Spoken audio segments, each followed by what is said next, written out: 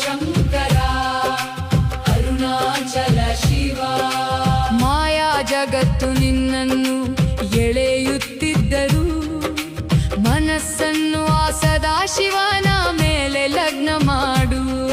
ಅರುಣಾಚಲ ಜ್ಯೋತಿಯನ್ನು ಅಂತರ್ಮುಖವಾಗಿ ದರ್ಶಿಸು, ನಿನಗಿರುವ ಹಸಿವು ತೃಷೆಗಳೆಲ್ಲವೂ ತಾನೇ ಮಾಯವಾಗುವು.